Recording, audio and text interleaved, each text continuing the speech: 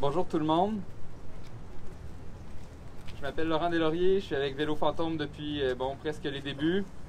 Merci d'abord à tout le monde d'être ici ce matin à la mémoire d'Andrea Rovere. Avant toute chose, je veux vous rappeler qu'il y a la maudite COVID. J'aimerais ça que tout le monde ait des masques. Là, c'est plutôt répandu, mais on est supposé tout le monde avoir des masques puis garder une distance d'1 mètre avec les personnes qui ne sont pas dans notre famille, dans notre ménage. Merci. Je tiens à souligner la présence d'énormément de proches d'Andrea, qui est décédé lundi dernier, ici même, puis en l'honneur de qui on est ici. Puisqu'il était italien, son corps devrait être rapatrié en Italie. Puis cette importante cérémonie-ci, c'est un peu l'équivalent des funérailles pour tous ses proches qui sont à Montréal. On vous demande évidemment d'être respectueux de leur peine, de leur deuil. Puis d'ailleurs, là-dessus, un petit mot. Les proches nous ont demandé que les journalistes n'essayent pas d'avoir des entrevues avec eux. Il va y avoir des discours de leur part, mais on vous remercie d'être respectueux de ça. Comme à votre habitude d'ailleurs, franchement. On a également sa famille qui assiste à distance à la cérémonie grâce à la magie d'Internet. On vous offre toutes nos condoléances puis notre sympathie par rapport à la situation, notre solidarité. On va essayer de traduire en italien des morceaux. Il va y avoir des discours en espagnol, en italien, en français, en anglais, fait qu'il va en avoir pour tout le monde. Je finis mon petit mot en saluant des élus à la fois du municipal, du provincial qui sont ici, des candidats aux élections municipales aussi qui se sont déplacés. Je vous inviterai peut-être à lever la main, comme ça on peut vous repérer, savoir que vous êtes là, mais je ne vais pas vous nommer, fait que les élus, il y en a un peu partout là, disséminés. On vous invite à être à l'écoute des besoins de la communauté en matière de sécurité routière pour les personnes vulnérables dans nos rues, qu'elles soient à pied ou à vélo. Sans plus tarder, je laisse la parole à nos 2 porte-paroles de Vélo Fantôme, Séverine Lepage et Chanty La Rochelle.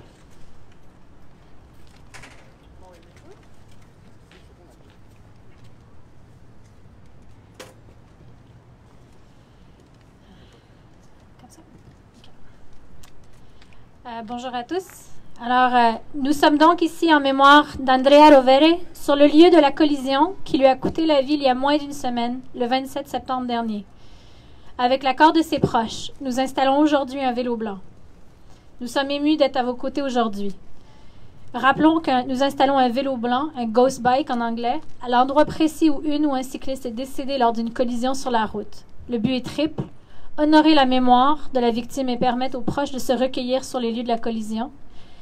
Ériger un symbole pour susciter une réflexion sur les dangers des véhicules motorisés et militer pour des actions afin d'éviter d'autres morts. Ce vélo blanc servira à rappeler à toutes et à tous qu'on a fauché Andrea ici. Nous souhaitons que la présence du vélo fasse réfléchir sur l'importance d'agir rapidement pour que la ville dans laquelle nous vivons soit sécuritaire pour les usagers et les usagères les plus vulnérables dans l'espace public. André était un scientifique de 31 ans, apprécié et rassembleur, quels que soient les milieux dans lesquels il évoluait. La participation de ses amis montréalais très impliqués en amont de la cérémonie en témoigne. D'origine italienne, il s'était construit une véritable famille adoptive tissée serrée à Montréal. Nous avons une pensée toute particulière pour les parents d'Andrea, dont il était fils unique et qui ne l'avaient pas vu depuis plus de 2 ans. Il est décrit comme un amoureux engagé, on pense à Carolina, et une personne allumée, amusante et investie dans sa communauté. Il était à l'écoute des autres et de leurs besoins, bienveillant et généreux, entourant les nouveaux arrivants afin qu'ils ne se sentent pas isolés, créant des liens. Curieux de tout, excellent musicien et lecteur assidu, il courait les concerts, s'intéressait au cinéma, organisait des pique-niques, des barbecues, des sorties de camping, etc. Bref, il aimait la vie et il en profitait. Andrea croyait en un monde meilleur et nous espérons sincèrement que ce sera le cas. Bien sûr, Andrea aimait Montréal, et quelle meilleure façon de connaître et d'apprécier la ville que de se déplacer à vélo. C'était son moyen de transport. Et il avait même commencé le vélo d'hiver l'an dernier. Il aimait aussi partager cet intérêt. Il trouvait des vélos pour d'autres. Il aidait à réparer ceux de ses amis. Il proposait même d'apprendre à pédaler à une amie qui ne savait pas. La communauté cycliste est évidemment très touchée par ce décès à plusieurs égards. En fait, le 12 septembre 2013, il y a 8 ans, notre collectif posait un premier vélo blanc dans un geste symbolique pour faire changer les choses. Ce vélo blanc, en mémoire de Suzanne Châtelain, vous pouvez le voir juste un peu plus au nord, sur l'avenue du Parc, au coin de Saint-Viateur. Installer un nouveau vélo blanc sur Parc est donc particulièrement émotif pour nous.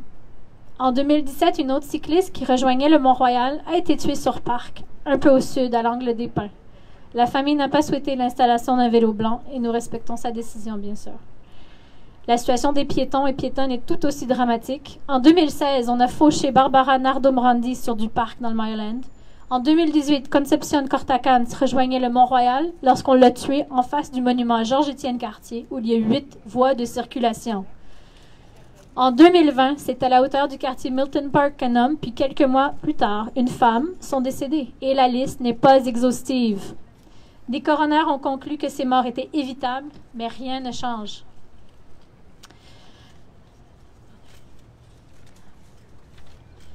Il y a 4 ans, lors de la précédente campagne électorale à la mairie de Montréal, Vélo Fantôme a organisé une masse critique qui a réuni de nombreux cyclistes de tous âges et toutes conditions physiques pour faire le tour des vélos blancs et réclamer de meilleurs aménagements. À cette occasion, un die-in impressionnant a eu lieu sur l'avenue du Parc et nous nous souviendrons toujours de ces piétonnes aînées qui, assistant à la scène, sont venues s'allonger avec nous sur la chaussée pour manifester qu'elles non plus ne se sentent pas en sécurité sur du Parc. Aujourd'hui, l'avenue du Parc est toujours aussi dangereuse et Andrea l'a payé de sa vie. Cette violence routière est inacceptable. I suoi amici faranno omaggi dopo del discorso.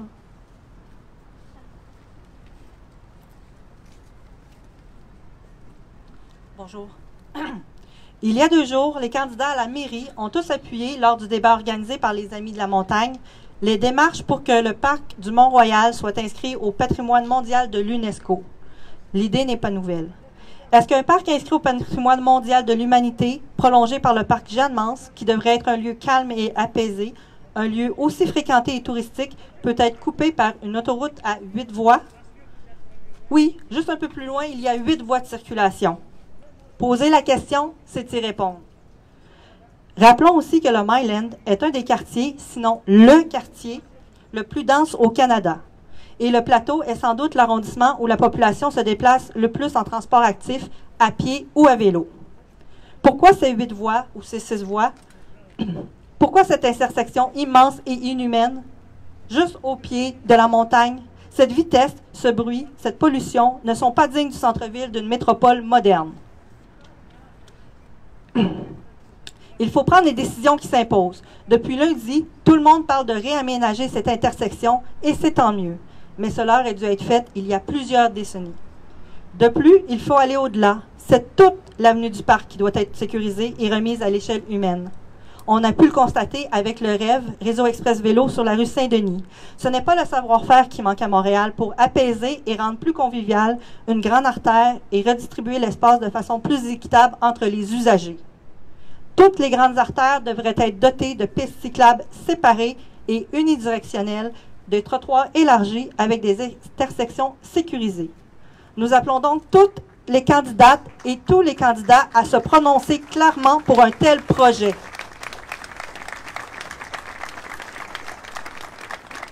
Par ailleurs, c'est un conducteur au volant d'un camion benne qui a happé Andrea. Depuis la création de Vélo Fantôme en 2013, c'est le 7e vélo fantôme que nous installons à la suite d'une collision qui implique un poids lourd. Les conducteurs de poids lourds ne devraient pas avoir à travailler avec des véhicules qui les rendent presque aveugles. Bien qu'ils ne soient qu'une fraction du trafic motorisé sur les routes, les camionneurs et les camionneuses sont impliqués dans 38% des décès cyclistes et dans 32% des décès piétons à Montréal. L'inaction face à cette épidémie est désolante. Il existe des solutions aux angles morts démesurés de ces mastodontes. Pensons par exemple à un meilleur design de ces véhicules, dont la vision directe, développée notamment à la suite de recherches britanniques et aux solutions mises en place à Londres. La ville classe les véhicules en fonction des angles morts pour autoriser ou non leur présence en ville et durcit progressivement la règle. Toutes ces pistes de solutions ont été mises maintes fois exprimées dans les consultations. Il faut les mettre en œuvre à grande échelle sans attendre. La mort d'Andrea nous rappelle l'absolue obligation de mettre réellement en œuvre la fameuse vision zéro, c'est-à-dire 0 décès et blessés graves, développée dans les pays scandinaves et adoptée par de nombreuses villes à travers le monde, dont Montréal. Notre ville devrait être une où les personnes vulnérables sont confiantes et assurées de se déplacer en toute sécurité. Il est essentiel de l'aménager pour assurer la sécurité et le confort de celles et ceux qui sont les plus fragiles sur la route, c'est-à-dire les piétonnes, les piétons et les cyclistes. Montréal se targue d'être la ville qui encourage le transport actif, en particulier le cyclisme. Pour que cela soit vrai, il devrait être possible pour tout le monde de se déplacer vers son travail ou ses loisirs, que ce soit à pied ou à vélo, sans avoir à se préoccuper de sa sécurité. Il est donc important de réaliser que ce sont des choix de société qui font que des gens meurent dans nos rues. Comment pouvons-nous accepter et banaliser cette violence routière? Ces décès sont évitables.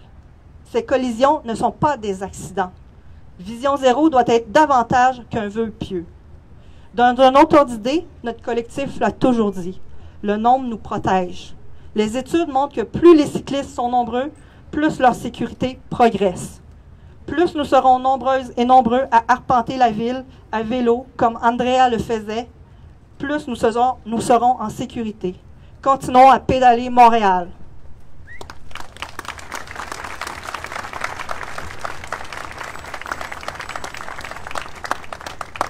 Merci à toutes les deux. J'invite maintenant, en fait on vous l'a dit, elles vous l'ont dit, les proches d'Andrea ont été très impliqués dans l'organisation de la cérémonie, puis les témoignages qui vont suivre vont vous le montrer. Il y a plusieurs personnes qui sont avec nous en direct de plusieurs pays dans le monde.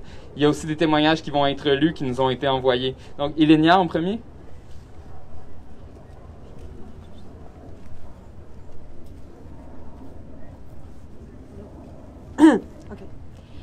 Buongiorno a tutti e tutte, mi chiamo Ilenia et sono un'amica di Andrea. Et je voudrais d'abord remercier l'association Vélo Fantôme pour nous avoir aidé à organiser cette cérémonie pour commémorer Andrea. Merci de tout votre travail. Et I would also like to thank all the people attending here and family and friends that are watching us on streaming. So I'm just going to read a few words that I wrote to my friend Andrea in Italian. Caro amico Andrea, compagno di lunghe passeggiate a piedi e in bicicletta, di cene a casa e nel parco, di bevute e di concerti. È difficile immaginare la vita senza di te a Montréal. Per me, così come per tanti e tante altre studenti internazionali, sono sicura, sei stato un punto di riferimento. Sei sempre stato generoso e disponibile, pronto a farci sentire a casa, anche se le nostre famiglie sono così lontane. Grazie per avermi fatto scoprire le parti più belle di Montréal e avermi insegnato ad amare questa città. Solo un paio di settimane fa mi hai fatto pedalare 15 chilometri per vedere una mostra d'arte al Bâtiment 7. Avremmo dovuto leggere meglio le informazioni sull'evento Facebook. Quando siamo arrivati la mostra era già terminata. Ma che piacere allora fermarci a bere una birra lì per discutere di serie TV e politica. Andrea, grazie per averci regalato momenti esilaranti con la tua ironia, le tue espressioni buffe e le tue cacciate in romanesco. Grazie per averci incoraggiato costantemente con un "dai". Grazie per averci fatto assaggiare le tue creazioni culinarie. Andrea, com'era piacevole parlare con te di cinema e fumetti. Ci hai arricchito con le tue scoperte musicali che eri pronto a condividere con noi. Eri altrettanto aperto a scoprire i nostri gusti e sensibile nell'ascoltarci senza mai giudicare. Andrea, saresti contento di vederci tutti e tutte qui riunite oggi, proprio come per quel barbecue che avevi organizzato nel parco ieri. Ci mancherai per sempre, ma non ti dimenticheremo mai. La tua amica Ilenia. Ti voglio bene.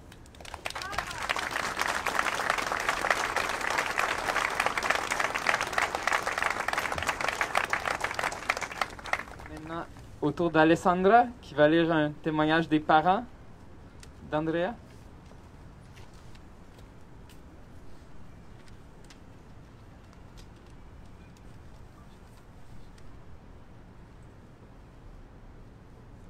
Più proche, ok.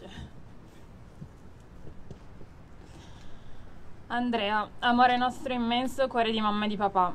Ti abbiamo desiderato con infinito amore. La tua nascita è stata la gioia più preziosa che Dio poteva donarci. Il nostro tenero ed unico bellissimo piccolino è diventato un grande uomo pieno di forti principi ed obiettivi. La tua dolcezza e la tua purezza era come una calamita per chi ti stava attorno ed eri sempre pronto a tendere una mano al prossimo. Sei il nostro orgoglio, il figlio che auguro ad ogni genitore. Eravamo una madre e un figlio con un legame troppo grande, troppo forte. Condividevamo anche l'aria, momenti belli e tristi della vita. Insieme abbiamo sempre superato tutto, perché io e te siamo sempre stati un'unica cosa, una forza dell'anima per la quale niente era impossibile. Ci bastava uno sguardo per capirci l'un l'altra. I tuoi sorrisi, i nostri interminabili abbracci così forti da farmi sentire protetta fra le tue braccia. Mi stringevi a te fino a sentire il cuore battere forte e tutto ciò mi riempiva di gioia e amore. Avevi 1000 passioni e la più grande era la musica. Suonare per te era poesia, ti chiamavo il mio artista. Quando ti mettevi a suonare in casa era sempre festa e riuscivi a farlo inondando di armonia tutto ciò che ti stava intorno. La tua passione per i libri era il tuo modo per dire al mondo che la tua curiosità era interminabile e la tua voglia di vivere infinita. Sei sempre stato circondato da tantissimi amici, amavi stare insieme e condividere con loro ogni cosa con spensieratezza. Hai conosciuto Carolina, la ragazza che desideravi e che amavi infinitamente.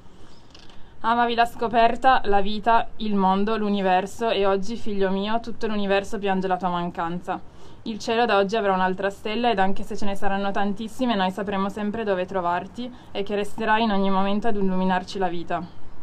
Ci hai reso i genitori più orgogliosi del mondo e custodiremo gelosamente ogni cosa di te. La mia vita finisce con te, amore mio grande, non posso vivere senza di te e senza il tuo respiro. Ti amo e ti amerò sempre immensamente, la tua mamma.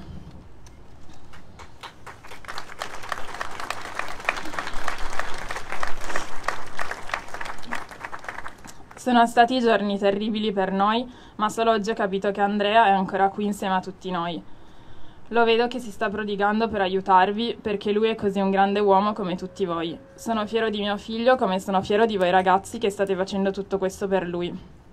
Adesso so che soffriremo meno perché è ancora qui vicino. Grazie ragazzi per l'amore che state mostrando ad Andrea e alla nostra famiglia e grazie a te Andrea che ci sostieni con la tua forza anche da lontano. Il tuo papà.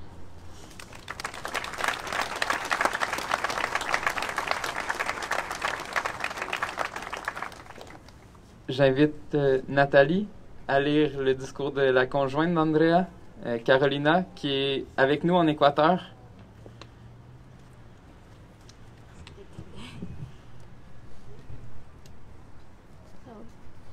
For my friend Caro who is watching, I'll try my best to read this letter as you beautifully had written it. Quiero empezar compartiendo lo que la escritora Silvia Molloy escribe sobre el lapsus hermoso, cuando uno de los enamorados olvida que el otro no habla su misma lengua. Dice que es una muestra de confianza absoluta, de entrega total. Es tanta la proximidad que parece inverosímil que el otro sea incapaz de entendernos.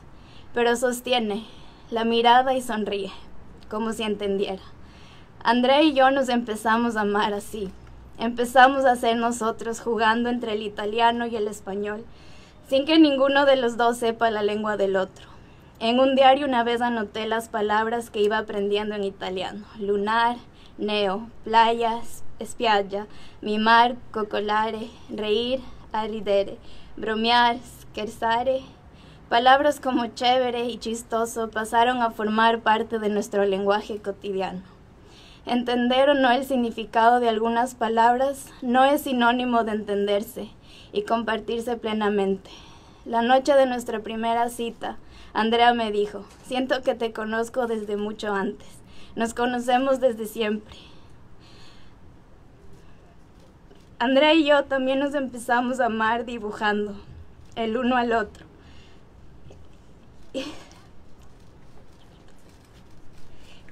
Y los caminos de nuestra cotidianidad, compartida con platos de comida, como la torta de manzana, la paticiera, las guaguas de pan, la pasta con conchas y el ceviche de camarón. Y también con innumerables improvisaciones en guitarra. Compartimos nuestra cotidianidad con tantas personas maravillosas de nuestras 3 ciudades. Montreal, Quito y Roma. Steph, Lara, Luca, Daniel, Eva, Abreli, Marco, Ilenia, Alessandra, Natalie, Chris y uno de sus grandes amigos, el gato Spot. Empezamos a sentir que conocíamos a los amigos del otro. Él es parte de mi familia y yo de la suya. Aprendí a jugar ajedrez con Andrea. Mientras más jugábamos, más teníamos la certeza de sentirnos peones. Peones como compañeros. Compañeros él y yo, y compañeros con el resto. Así nos voy a pensar siempre, mi lindo, mi amor, mi zurdo, mi compañero. Voy a honrar siempre tu compañerismo y nobleza con el resto.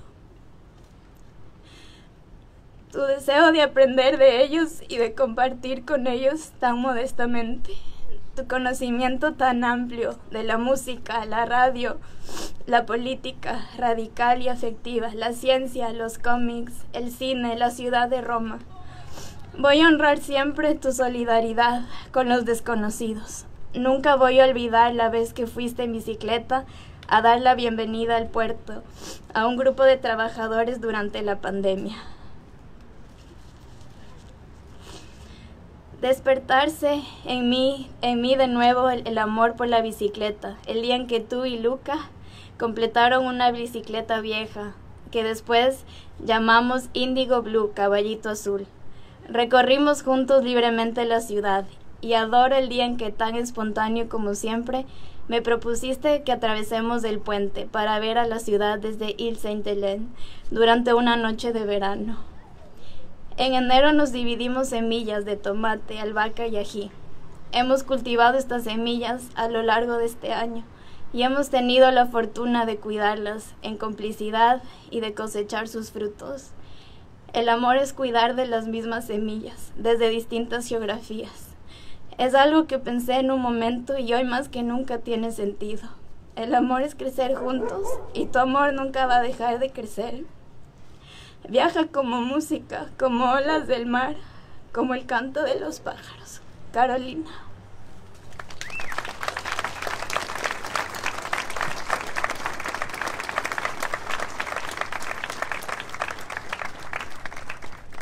Merci infiniment. Merci, gracias, muchas gracias, Carolina.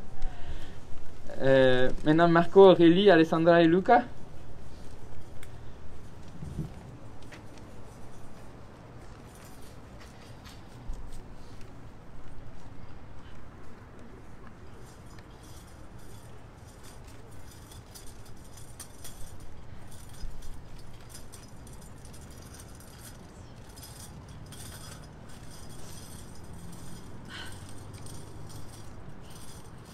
Bonjour tout le monde, on est les amis d'Andrea, on est aussi les amis de Carolina. Vous m'entendez bien? Oui, ok. So, hi everyone, we are friends of Andrea and of Carolina. In early January 2020, Alessandra created a group chat on Messenger to invite the six of us, Andrea and Carolina included, to a dinner party celebrating the new year that was ahead of us. Of course, little did we know at the time that 2020 would turn out to be what it had been. But for some reason, this group chat carried on and mostly carried us through the pandemic. As international students here, we quickly became like a family, relying on each other for everything, almost, in such an uncertain time. Andrea was a reassuring, quiet presence, always offering his help and thinking of fun ways to spend time together. Even during the most difficult times of the pandemic, we managed to be there for each other, and when things got a bit better, we made a point to have an eventful summer, enlightened by numerous park hangouts. Andrea was known for finding treasures in the most unexpected places. It was common to receive a text from him announcing his latest discovery, such as a barbecue, a bike, or a new music venue. In traditional Andrea fashion, he was happy about finding new venues to listen to music, and he was always looking forward to future shows.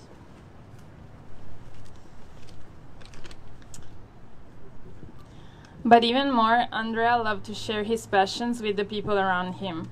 Through him, we got to know Luca and his friend from INRS. Andrea was always so welcoming with his friendship, and we feel lucky to have been included in his life. Andrea was also a silent friend, silent but extremely attentive. He was a careful listener and never talked out of place. He taught us that there is always some good in the people around us, a good that we need to discover, and that the beauty of making lasagna is cooking it for the people you love. Some of us got to know Andrea through his relationship with Carolina. To see them together, to see how happy they both were to be in each other's lives, was such a pleasure to witness.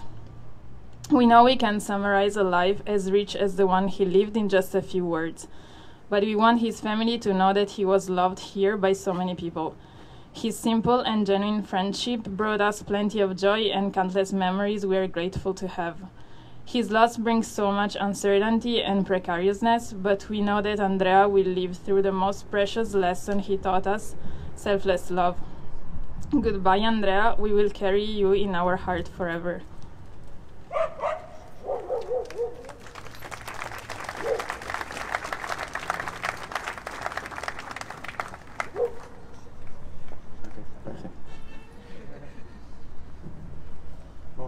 Bonjour tout le monde, merci d'être là. Ciao a tutti anche chi ci segue dall'Italia e olea caro. Hello everyone, thanks for being here. I'm gonna speak in English. I'm Luca, I was a friend of Andrea and Caro too. I met Andrea 4.5 years ago when I moved to Montreal. He was a PhD student in the same lab where I was about to start my studies too. We did not start to hang out together right away, but after some time, he started inviting me to events, concerts most of all. And here comes the first thing that struck me about him. Despite my turning down of some of the first invites with the classic "maybe next time," he kept asking me to other events. There was always another concert next week we could go to. He never cared if I said no, he just kept asking, always in his kind and gentle way. And this is how we this is how we started hanging out together, even 2 or 3 times per week. Often with other friends, old and new. He had this ability to bring people together from different contexts in an incredibly spontaneous way. Many other times, it was just the two of us. We would end up in some small, dark and dirty bars where he knew, I never really understood how, that one band he liked was playing. Or often, actually, we did not even know who we were going to listen to. Sometimes the music was amazing, some other times it was really terrible. Sometimes there were more musicians than spectators. Sometimes the concert wasn't even happening. But it didn't really matter. If the music was good, great. If the music was bad, never mind. We won't go see this group again. But we'd still make the most of this new discovery and enjoy a beer out together. We started jamming too. Friday night had been jam night for the last 3 years. While I was never particularly good at improvising, I found my place at the drums. Andrea could play all sorts of instruments instead. As new friends came and went, Andrea would fill the empty spot for whatever instrument was missing at the time, until inevitably he'd find a new member of the group. As talented as he was himself, he never judged anyone else on how they played, never even worried if the music was good, as long as we could genuinely enjoy our time together. Just as Andrea would be happy to be the one spectator for the concert of some unknown band, so his political consciousness was always on the side of the underdog and the marginalized. Every year we had our fixed appointment at the May 1st protest, where if 100 people showed up, it was a success. Other times, Andrea spoke of taking part in various small workers' protests. For example, joining in a strike with dock workers at the Port of Montreal. But again, what was most important was that he could continue to raise his voice in defense and solidarity with the oppressed, no matter who they were. Although some may have perceived Andrea as quiet or shy, this was most definitely not because he didn't have something to say. Rather, he was acutely attentive and aware to the needs and the thoughts of others, just as he was of the broader world around him. When he did speak up, You knew his words would reflect his thoughtfulness and genuine empathy. Although he was often critical in his political analysis, it didn't reflect any cynicism on his part, but rather a deeply held belief in the boundless potential of people.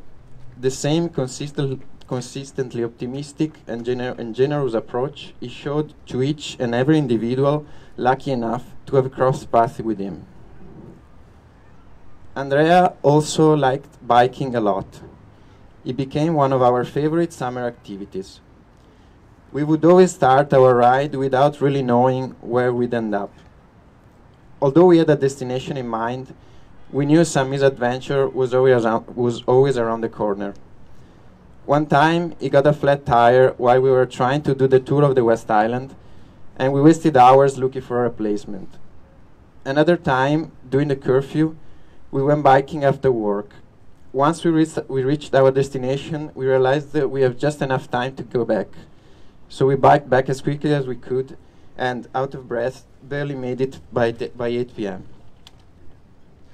Nonetheless, bikes were always our good companions. Mine was stolen this summer. Recently, Andrea saw an ad on Facebook for a bike someone was giving away somewhere in Hochelaga that looked a bit like mine. He ran there to get it for me without even telling me. Unfortunately, by the time he got there, the bike was gone. Yet, from the rest of the giveaway items, he managed to find a barbecue for himself and a mirror for another friend. This was Andrea, I think. Someone who would happily spend an afternoon biking across town to help a friend, without anyone even asking, without anyone even knowing he was doing it. From his empathy and thoughtfulness, to his generosity and his gentle presence, each one of us who knew him knows that we are all that much the better for it. Thank you.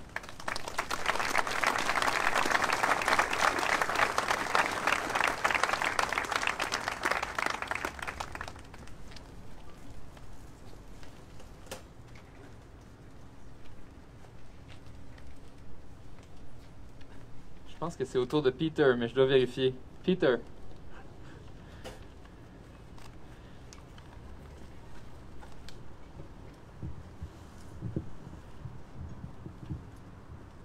Thank you.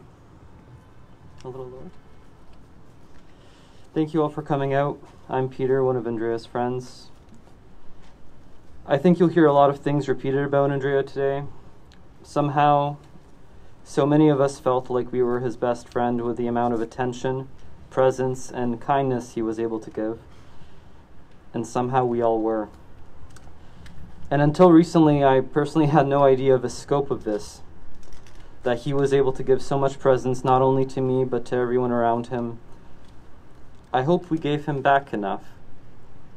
But I also think that was not at all related to his motivations.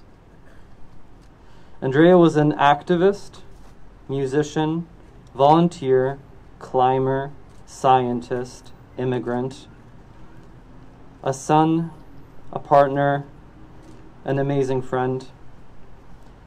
Where did he find all this time? Or did he view time differently, prioritizing living fully? He was many things.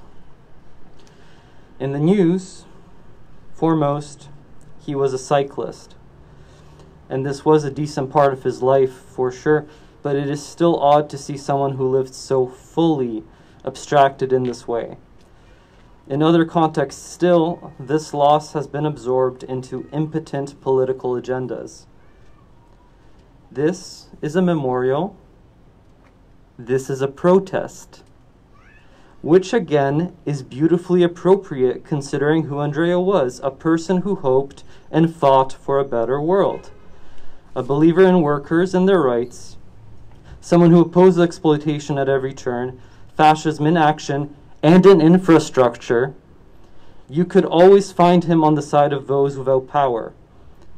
He would likely be here at his own protest if he could. So I hope, resisting these abstractions of his life, hearing from us here today can give an idea of the person so many of our communities lost. And I hope to those that did know him, who know how impossible the task of summarizing him is, that we find peace. Chances are that if you met Andrea, you would have liked him. You would have his full attention if you were speaking. He could be very funny, but this was also not always intentional.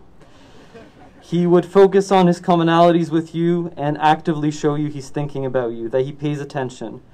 He was very punctual for an Italian. He was quiet, didn't call or need to draw attention to himself, didn't show any need to posture, was sweet, kind, caring. He was very rare as a man, a softer, kinder sort of masculinity. He had a wide range of interests, but among these, music was one of his biggest. In his words, everyone has their way to ground the nerves and get hyped. For example, I preferred going to shows to blast my ears and blow my head off. Andrea was a talented multi-instrumentalist. He listened to every genre of music. He was open-minded to a fault. He approached music with the same open-mindedness he approached people. His playlists were all over the decades and genres. The music played before and after the ceremony is a reflection of that. He would also send everyone music recommendations uniquely to their tastes, inviting his friends to shows. There was always an upcoming show for Andrea. He attended one this past weekend. He was planning on others in the coming month. If you went to live shows in Montreal, punk, rock, bluegrass, you definitely met him there. He was the tall one. Usually off to the side so he wouldn't block other people's view. And there was no elitism to him. He was just punk. I got my first guitar during my PhD, and I was very intimidated by it, by the prospect that there is a right way of doing things, and in my learning I was doing them wrong over and over. It was disheartening. I gave it up. Andrea invited me into his band, where he was playing bass mostly, I think for no other reason that I owned a guitar. But once a week we'd all meet and jam, and in his talent he would improvise around my mistakes. He would compliment me on trying new and interesting things, probably even if I dropped the guitar. I went from being wrong to being avant-garde. And I have to tell you, I was never as motivated to practice at home as I did in this period. The band lineup could change from week to week depending on who Andrea talked into coming. Andrea was always checking in with people, even involving them in jams if they couldn't be present physically due to the pandemic.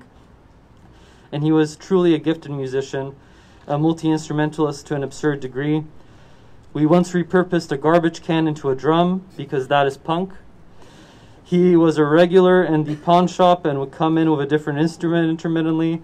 A few weeks ago, I got a picture from him of a clarinet he bought. I heard he was planning on taking up the drums soon. I'm sure he would have sucked at first, but I'm also sure that wouldn't have bothered him as he worked to get better. And Andrea had a huge impact on the music community, so I've collected some words from other musicians that have played with him over the years, some who couldn't be here. It's startling how universally praised the experience of playing with him was. Ray Punter, who played with him in his band Orange No. 5, says, "A Canadian drummer, a Hungarian bass player, and an Italian guitarist walk into a music studio. It sounds like the beginning of a joke, but it was a true story for an all too brief period during 2016 to 2018. It was one of the most fun and productive musical experiences of my life. Our band had a unique mix of influences and backgrounds, but shared common interests, sometimes tight and controlled, sometimes loose and chaotic. We worked within several genres and played with many more. We were somewhat experimental in nature, and it was a pleasure to listen to Andrea play with sounds until he found the ones he wanted.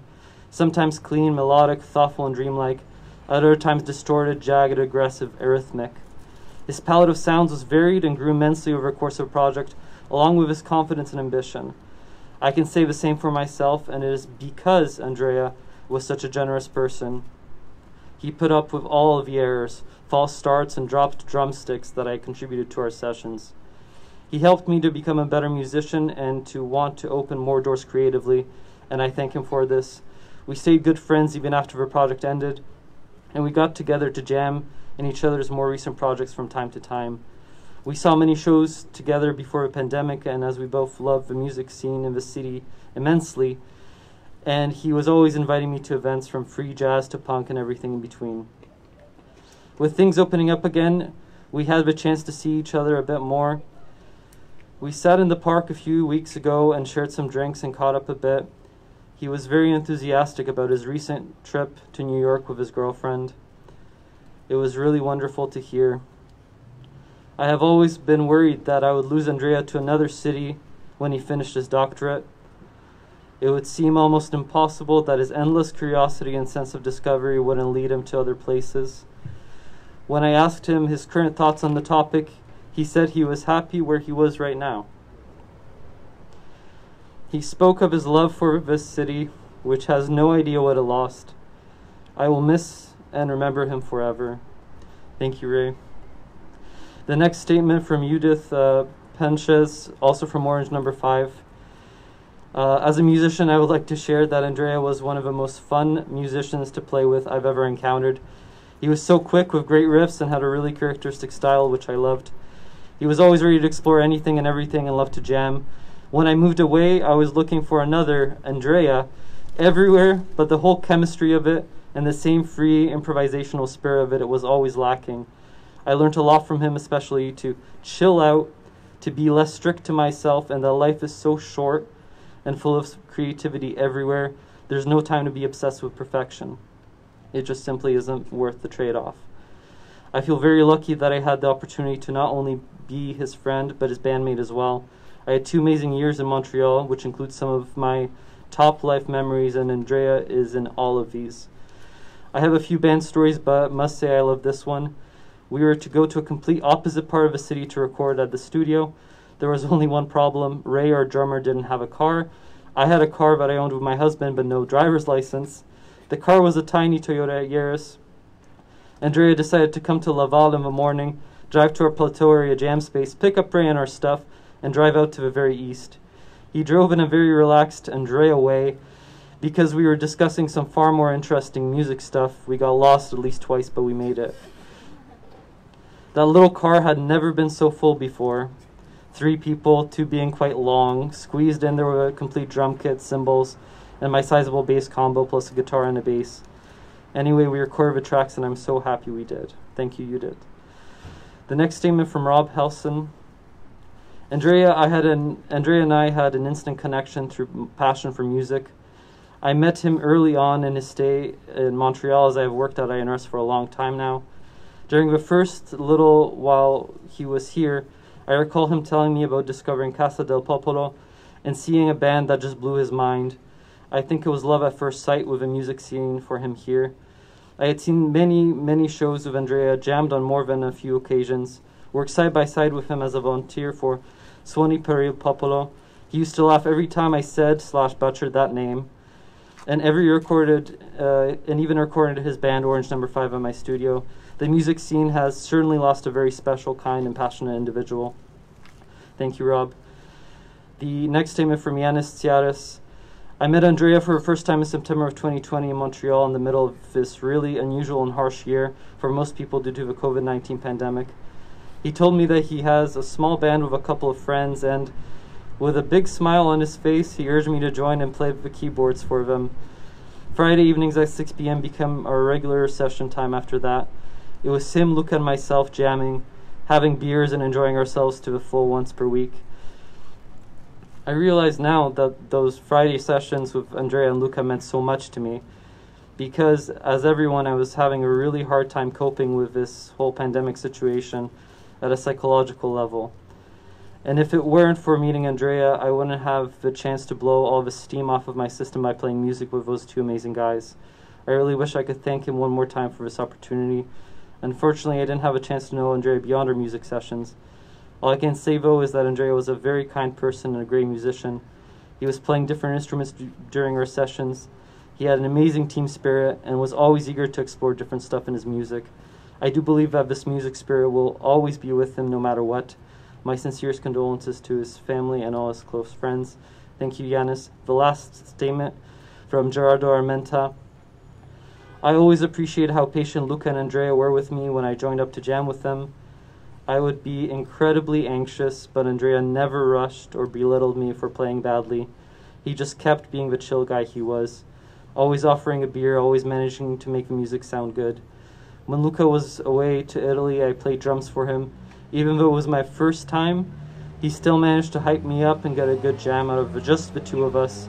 I'll miss that guy, one of the kindest souls I'll ever have the privilege of knowing. Thank you, Gerardo. In closing, we lost someone spectacular, someone who was strange in his unrelenting kindness. We all have something to learn from Andrea.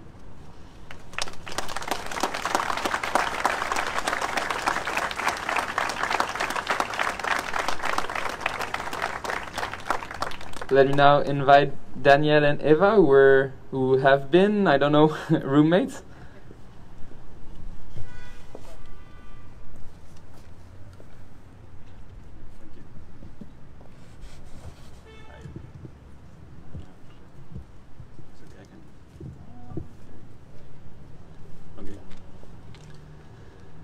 So, not far from here, in the Bouillon with Marianne, Andrea the Italian was living with Eva the German for a couple of years, when me the Chilean joined for a couple of years more.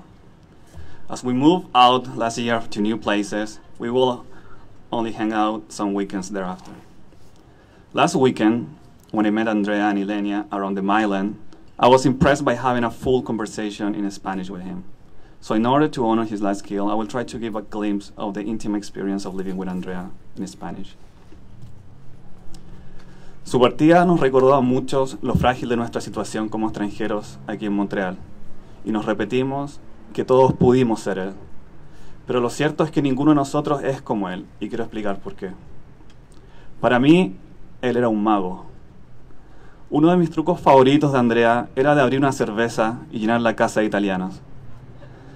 Durante el invierno eran infaltables las noches de pizza y películas junto a Luca y Cristina.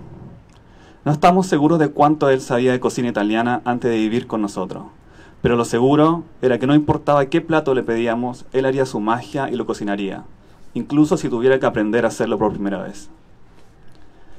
En los veranos organizábamos una fiesta en que cada uno de los compañeros de piso invitaba a sus amigos. En una de esas fiestas contamos más de 50 personas, 25 nacionalidades y un par de vasos rotos. Cada domingo en la mañana nuestra casa amanecía limpia como por arte de magia. Por algún tiempo pensé que era la rigurosidad alemana de Eva quien mantenía todo limpio. Pero luego de vivir solamente con Eva, ambos nos dimos cuenta que durante todo este tiempo siempre fue Andrea. A veces, por horarios de trabajo o estudio, Eva no veía a Andrea por una semana, pero al levantarse y ver la cocina limpia o sentir el olor de su pequeña cafetera italiana por las mañanas, ella sabía que todo estaba bien. Él mantuvo la casa impecable, sin reclamar nada a cambio, ni reprocharnos por no ayudarlo, porque así era Andrea, él daba mucho sin esperar recibir. Su último gran truco fue reanimar una fiesta moribunda con una canción. A él no le gustaba mucho esa canción. Son engagement incomparable pour la vie. Très curieux, d'une grande intelligence, puis d'une ouverture d'esprit comme j'ai jamais vu. Il me faisait constamment découvrir de la nouvelle musique, puis c'était essentiellement, on avait les mêmes goûts musicaux, donc j'appréciais tellement. C'était vraiment une perle. Son passage dans nos vies aurait su nous convaincre à tous la grandeur d'âme qu'un être aussi précieux puisse combler à ses proches. Merci Andrea pour les nombreux jams en ta compagnie et celle de ma sœur. Je regrette aujourd'hui de ne pas avoir pris le recul nécessaire de réaliser la beauté de ces moments. J'en ferai à jamais l'un des souvenirs les plus importants. J'envoie mes sincères sympathies à sa famille et à ses proches. Je t'aime Andrea. Ciao.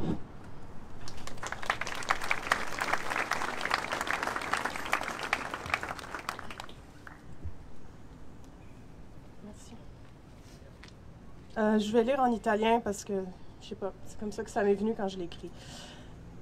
Ciao Andrea, sono giorni che non trovo le parole, che non riesco a fare altro che piangere e pensare ossessivamente al fatto che non ci sei più. Ora ci provo a mettere delle parole su questa immensa tragedia. La prima birra ce la siamo bevuti al Piranha Bar. Una birra si è trasformata in 2, poi in 3. Non mi ricordo bene di cosa parlassimo, ma mi ricordo bene del momento dove ho registrato il tuo numero nel mio telefono. Ho detto, va bene se scrivo Andrea l'ingegnere? No, ingegnere no, te prego, faccio fisica. Ups, scusami. Andrea Nucleare, va bene? E da lì sei sempre stato Andrea Nucleare, che è proprio un nome da fumetto. Ogni volta che ti chiedevo del tuo lavoro, eri sempre molto umile. Ma io non faccio niente, gioco con dei laser e dei specchi tutto il giorno. Sempre questo umorismo complesso e semplice, umile e intelligente. Da quel giorno è nata un'amicizia che girava attorno alla musica e ai fumetti. Mi ha incoraggiato a sviluppare questo lato artistico che non sapevo neanche di avere in me. Abbiamo suonato, stonato tanto, disegnato, parlato di politica, bevuto e ballato. Sei sempre stata un'orecchia attenta, un amico saggio con dei consigli riflettuti e giusti. Quando mi sono seduta per iniziare il tuo fumetto di addio, tante idee si mischiavano. Vedevo te, un oceano di pace e di calma, una chitarra, dei gatti, una falce e un martello, Roma. Non sapevo proprio dove iniziare. E poi ho pensato che tu dovessi fare la storia, che tu dovevi diventare un simbolo. Non puoi essere solo la vittima di un incidente stradale a Montréal. Un studente internazionale che scompare in un modo assurdo. Anche se un lato di me è schifato all'idea di fare capitale politico in piena campagna elettorale sull'incidente stradale che ti ha tolto la vita, mi rendo ben conto che qualcosa deve cambiare a questo incrocio. Lo sai bene che posso essere rompicoglioni e prometto di rompere il cazzo ad ogni politico della città per fare cambiare le cose. Avevi ancora tutta la vita davanti, una fidanzata meravigliosa, una carriera brillante, una famiglia e amici che ti adorano.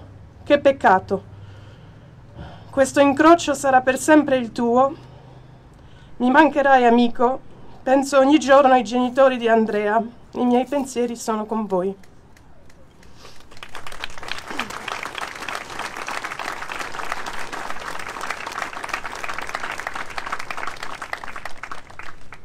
C'est magnifique de vous entendre. Il en reste deux. Luca qui vient lire un petit mot pour le meilleur ami d'Andrea, Simone probablement.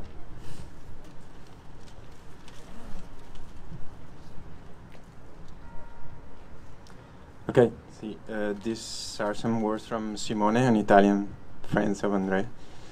Ciao Simone. Andrea was a physicist.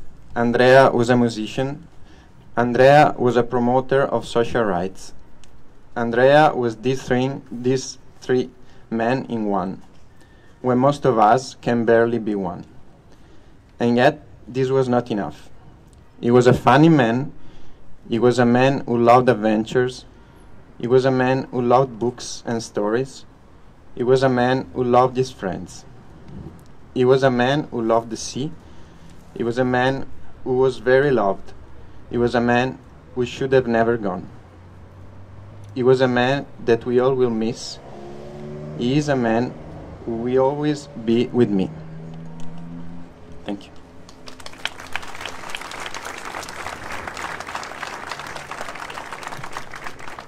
Et le dernier, non le moindre, Giacomo, qui va témoigner comme ami et comme collègue, mais aussi lire le témoignage d'Elena, une amie d'Andrea en italien. Thank you. Dear all, first of all, thank you very much for being here today. I'm pretty sure that Andrea would have been happy to see all of us here. My name is Giacomo, and I'm speaking today on behalf of some people from INLS, the university where we were working together. Andrea was our colleague, but first of all, he was our friend. Allow me to first tell you some thoughts in Italian that our supervisor, Luca Lazzari, wanted to share.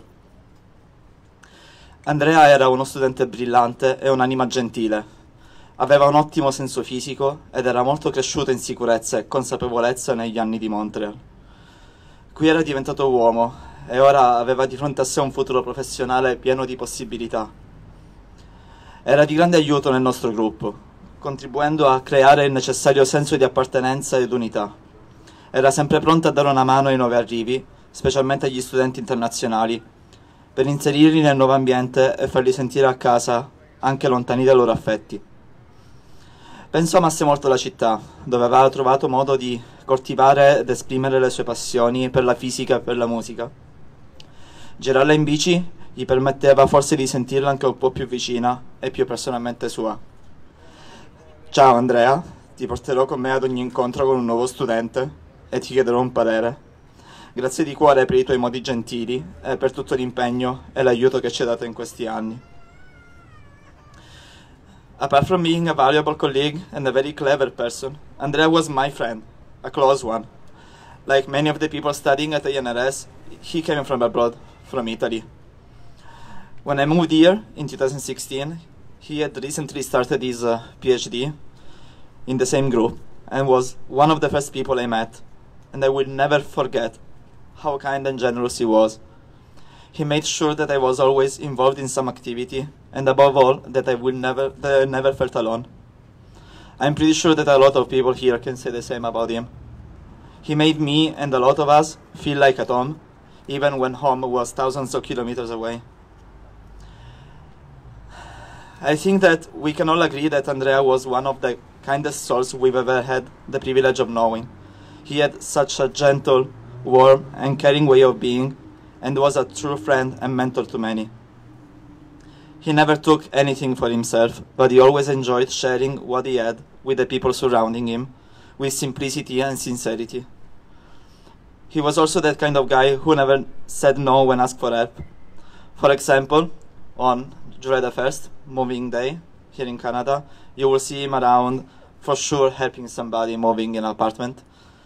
Like a mutual friend who, while in Montreal, moved in like 10 different apartments, and every time Andrea was there to lend him a hand.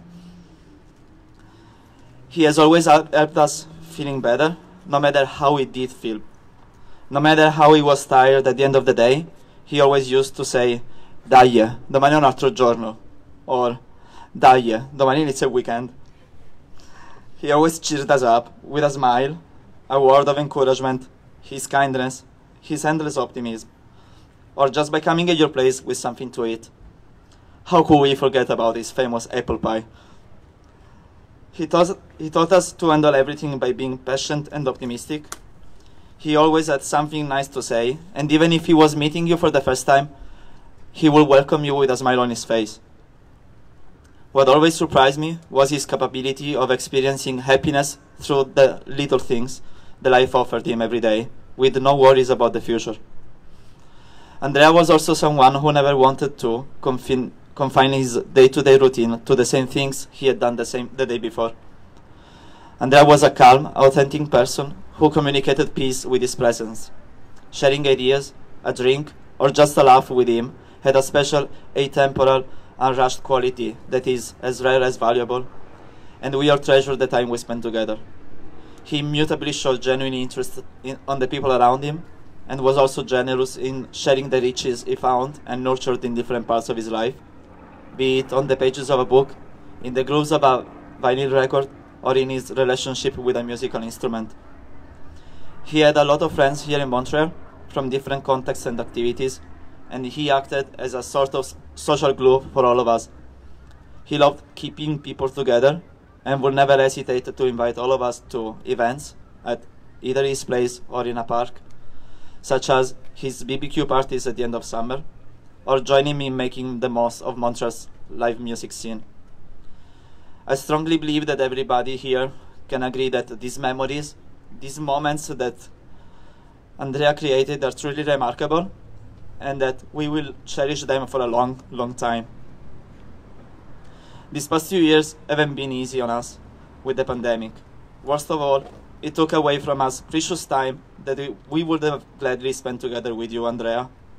Time that is now gone forever, and this is one of the biggest regrets that we will carry with us from this period.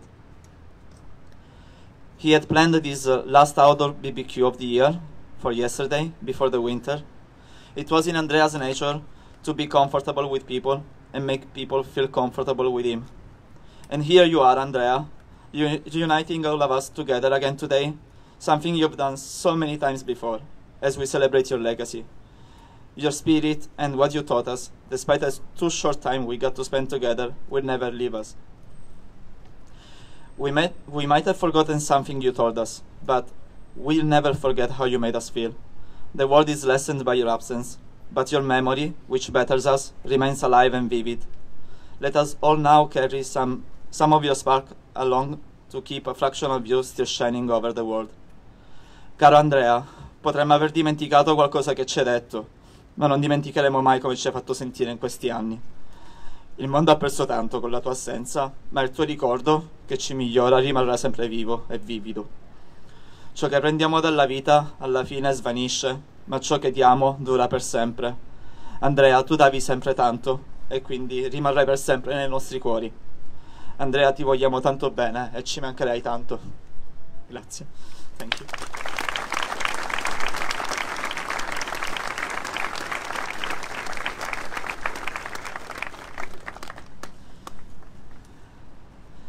I'm now gonna read some words that a friend of him, Elena, ciao Elena, wanted to say and share with you. It's gonna be in Italian. Gennaio 2018, Varennes. Uno dei primi pranzi in un posto nuovo, con gente nuova, una lingua nuova. Da lontano vedo questo ragazzo altissimo avvicinarsi. Si siede e mi saluta.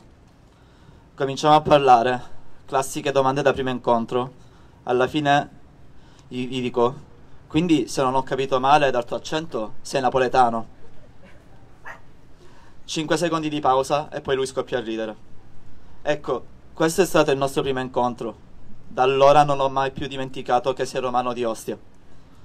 Da quel pranzo tante cose sono cambiate. Di giorno in giorno, di mese in mese, di anno in anno, ho conosciuto una persona eccezionale. Un cuore puro e immenso. Avevi posto per tutti là dentro. Quante chiacchierate in cima alle scale tra i nostri uffici. Quante volte bastava che mi vedessi nel panico totale e mi chiedessi semplicemente: Ele, posso aiutarti? Hai bisogno di qualcosa? Ma soprattutto le nostre indimenticabili serate a casa con Luca e Elenia, che mi hanno fatto conoscere un altro Andrea, semplicemente unico e geniale. Le discussioni su argomenti per me sconosciuti e soprattutto un ottimo giocatore di briscola. Non parlavi mai più del necessario, ma sapevi quando e cosa dire al momento giusto. Questo maledetto Covid ha reso tutto più difficile. Abbiamo perso tanto tempo prezioso. Vorrei poter tornare indietro e non rispondere più: oggi non posso, magari domani. Ogni volta che mi chiedevi di fare una passeggiata, di scambiare 2 chiacchiere. Adesso non c'è più tempo. Scusa per tutti i messaggi non mandati, le chiamate non fatte, le parole non dette, gli abbracci non dati. Scusa se non ti ho detto troppe volte ti voglio bene. Come nell'ultimo vocale che mi hai mandato. Un bacione, ci teniamo in contatto. Ciao amico mio.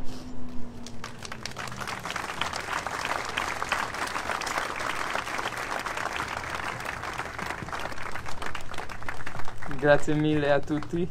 Merci infiniment pour vos témoignages. C'est définitivement la plus longue cérémonie de vélo fantôme qu'on ait jamais faite, mais il y a une chose qui est extraordinaire, c'est que tous vos témoignages disent de façon différente la même chose. Vous racontez le même Andrea, une personne extraordinaire elle aussi. Merci, merci infiniment. On arrive au moment d'installer le vélo blanc. Juste vous raconter comment vont se passer les prochaines minutes. D'abord, je veux juste remercier l'arrondissement du plateau Mont-Royal qui a, en moins d'une semaine, peint et installé un support à vélo pour installer le mémorial. Avec la collaboration, c'est toujours bien. Je vous propose qu'on fasse une minute de silence, peut-être une minute un peu allongée, et qu'ensuite on écoute d'abord une chanson jouée par le benne d'Andrea, et ensuite qu'on continue la liste de lecture qui jouait tout à l'heure. Il y a Karim qui va coordonner l'installation du vélo, mais vous êtes plusieurs à avoir des fleurs, il y a des choses à installer sur le vélo, fait que les proches, n'hésitez pas à vous rapprocher, à tasser les journalistes, on va vous aider. Puis voilà, alors c'est ce qui va terminer la cérémonie. Alors à moins que quelque chose se passe mal, personne ne reprend le micro. On termine avec la musique de silence et la musique. Puis n'hésitez pas, à un moment donné on va se tasser de la rue, mais n'hésitez pas à prendre le temps qu'il faut pour continuer de partager, d'échanger. Et merci tout le monde d'avoir été ici.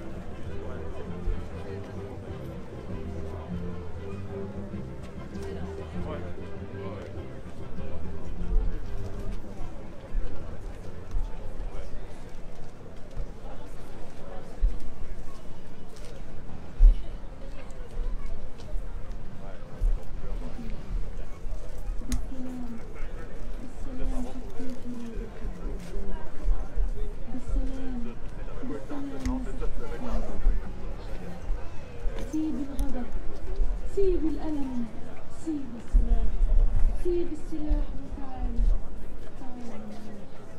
تعال نعيش يا حبيبي ويكون غطانا سلام. عايزك تغني يا عين ويكونوا بنات بالسلام.